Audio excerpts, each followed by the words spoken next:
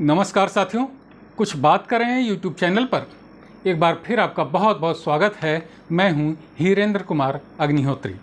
साथियों, आज हम लोग चर्चा करेंगे कि जो महान ग्रंथ जिसका नाम महाभारत है, हम भारतवासियों को उपलब्ध है, सनातन धर्मियों को, ये महाभारत युद्ध के समाप्ति के कितने दिनों पश्चात लिखा गया।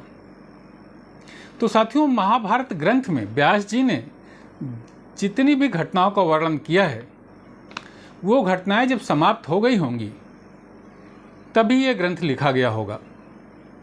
और जो अंतिम घटना इस पूरे महाभारत काल की है, वो है पांडवों का स्वर्गारोहण। यानी जब पांडवों का देहांत हो जाता है, कृष्ण का देहांत हो जाता है, पांडवों का भी, यही अंतिम घटना है पांडवों के स्वर्गारोहण की। तो इसके पश्चात ही ये ग्रंथ लिखा गया होगा। तो साथियों, ये जो महाभारत ग्रंथ है, इसके मौसल पर्व में जो लिखा हुआ है, भगवान कृष्ण एक दिन सोचते हैं कि आज 36वां वर्ष प्रारंभ हो चुका है। महाभारत युद्ध की समाप्ति के बाद 36वां वर्ष प्रारंभ हो चुका है और 36वें वर्ष में यादव कुल का, यानी भगवान कृष्ण के कुल का विनाश हो जाएगा, ऐसा गांधारी ने श्राप दिया था। तो गांधारी का जो श्राप था वो निष्फल तो जा नहीं सकता। तो यानी कि और 36वें वर्ष में ही फिर भगवान कृष्ण के कुल का नाश हो गया। सब लोग आपस में लड़ मरे, एक दूसरे को मार करके लड़ मरे, और भगवान कृष्ण का भी देहांत हो गया। उसी वर्ष जब पांडवों लोगों को पता चला तो पांडव लोगों भी जो है सारा राजपाट परीक्षित आदि को सौंप करके खुद भी हिमालय की ओर चले गए और उनका भी देहांत हो गया। ये सब 36वें वर्ष में हुआ। तो साथियों, ये जो मौसल पर्व का के दूसरे अध्याय के 20वें श्लोक में, ये जो मैं आपको बताऊंगा, गीता से प्रकाशित महाभारत ग्रंथ के संदर्भ से बताऊंगा कि उसमें जो लिखा है वही मैं आपको बताऊंगा। तो गीता पर से जो प्रकाशित महाभारत ग्रंथ है, उसका जो छठा यानी कि अंतिम खंड है, उसमें जो मौसल पर्व है, उसमें मौसल पर्व के दूसरे अध्याय के 20वें श्लोक में लिखा हुआ है कि भगवान कृष्ण सोचते हैं कि महाभारत युद्ध के पश्चात 36वां वर्ष प्रारंभ हो चुका है और 36वें वर्ष में ही भगवान कृष्ण के कुल का अंत हो जाएगा। ये महाभारत के स्त्री पर्व में गांधारी ने श्राप दिया था कृष्ण को। तो गांधारी ने क्या श्राप दिया था उस पर भी मैं अभी बात करूंगा। तो ये 36वां वर्ष में सारा कुछ समाप्त हो गया। तो इसका मतलब ये हुआ कि 36वें वर्ष में जब पांडव लोग स्वर्ग की ओर चले गए, यानी कि उनका देहांत हो गया, भगवान कृष्ण भी उससे पहले उनका देहांत हो गया था, इसके बाद ही ये ग्रंथ लिखा गया होगा। तो इतना तो तय हुआ कि 36 वर्ष बाद ये ग्रंथ लिखा गया। अब इसमें एक स्वर्गारोहण जब इन लोगों का हो गया, पांडवों का, भगवान कृष्ण वगैरह भी देहांत हो गया 36वें वर्ष में, तो इसमें एक स्वर्गारोहण पर्व भी है। स्वर्गारोहण पर्व के 5वें अध्याय के 48वें श्लोक में लिखा हुआ है कि व्यास जी ने 3 वर्षों में महाभारत ग्रंथ को पूरा किया। यानी कि जब 36वां वर्ष चल रहा था और ये सब लोग समाप्त हो गए, इनका सबका पांडव लोगों का, तो उसके भी 3 वर्ष बाद ये ग्रंथ पूरा हुआ। ये लिखा हुआ है स्वर्गारोहण पर्व के 5वें अध्याय के 48वें श्लोक में कि महाभारत ग्रंथ को पूरा करने में व्यास जी को 3 वर्ष लगे। तो अब 36 वर्ष और 3 वर्ष जोड़ लीजिए तो 39 वर्ष हो गए। तो ये माना जा सकता है कि 39 वर्ष बाद ये ग्रंथ जो है पूरा हुआ। लेकिन जैसे ही पांडव लोग स्वर्ग की ओर चले गए, उसके कुछ दिन पहले भगवान कृष्ण का देहांत हो चुका था, पांडव लोग स्वर्ग को जा चुके थे, और जैसे ही पांडव लोगों का देहांत हुआ, स्वर्ग की ओर चले गए, तो तुरंत तो व्यास जी बैठ नहीं गए होंगे लिखवाने के लिए ये ग्रंथ। तो साल 6 महीने बाद ही ये ग्रंथ की शुरुआत उन्होंने की होगी। तो और जब उन्होंने शुरुआत की, उसके 3 वर्ष बाद ये ग्रंथ पूरा हुआ। तो 36 वर्ष वो और 3 वर्ष ये, 39 वर्ष हो गए और कुछ दिनों बाद ही लिखना प्रारंभ किया होगा उन्होंने। तो मेरा अनुमान ये इन दो प्रकरणों से बनता है कि ये ग्रंथ महाभारत युद्ध की समाप्ति के 40 वर्ष बाद पूर्ण हुआ होगा। 40 वर्ष बाद, ऐसा मेरा अनुमान है इन दो बातों से कि 36वें वर्ष में भगवान कृष्ण का देहांत हो गया, उनके पूरे कुल का देहांत हो गया।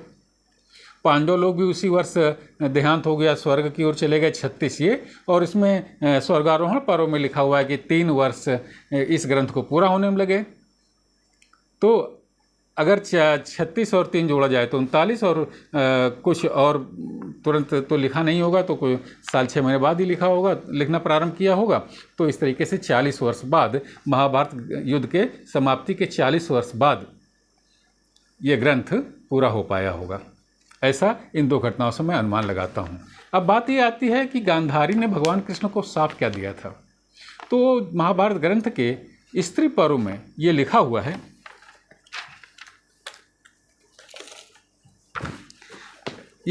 है, कि जब युद्ध समाप्त हो गया तब धृतराष्ट्र और गांधारी और कुंती ये सब लोग युद्ध स्थल पर गए और वहाँ जो 100 पड़े हुए थे अपने अपने परिजनों को सब देख करके सब विलाप करने लगे, गांधारी और कुंती और धृतराष्ट्र वगैरह।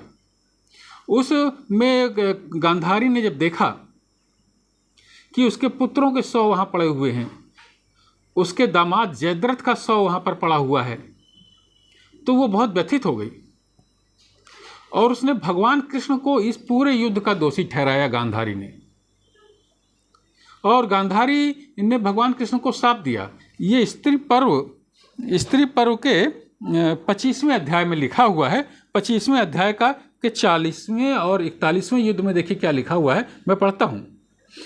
गांधारी ने कृष्ण से कहा कि मधुसूदन, तुम बलशाली थे, तुम्हारे पास बहुत से सेवक और सैनिक थे, तुम महान बल में प्रतिष्ठित थे, दोनों पक्षों से अपनी बात को मनवा लेने की सामर्थ्य भी तुम में थी, तुमने वेद शास्त्रों और महात्माओं की बातें सुनी और जानी थीं।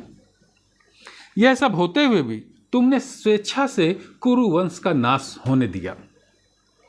यह तुम्हारा महान दोष है, अतः तुम इसका फल प्राप्त करो। ये बात स्त्री पर्व के 40वें और 41वें युद्ध में लिखी हुई है कि गांधारी ने यह आरोप लगाया, कृष्ण को कहा कि तुम ही दोषी हो इस पूरे युद्ध के और हमारे पुत्रों के वध के।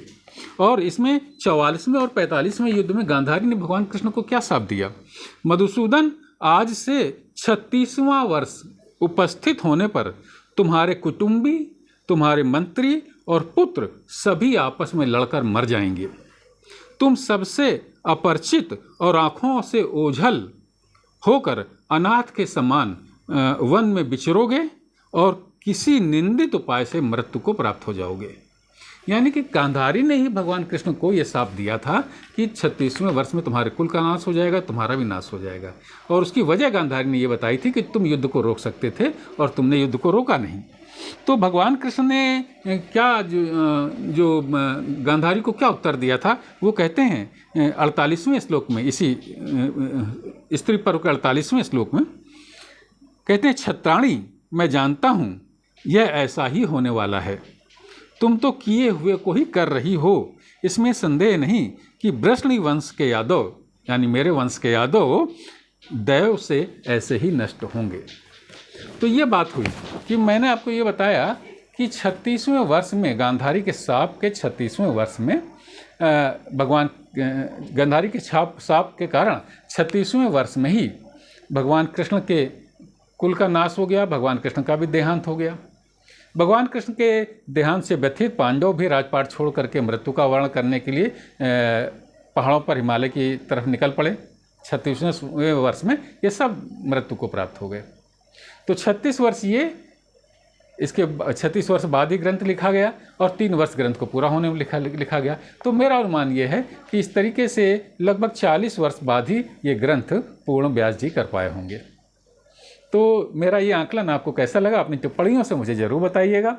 और अगर आपको ये वीडियो पसंद आए और मेरे इस चैनल को आपने सब्सक्राइब नहीं किया हो तो कृपया सब्सक्राइब करें।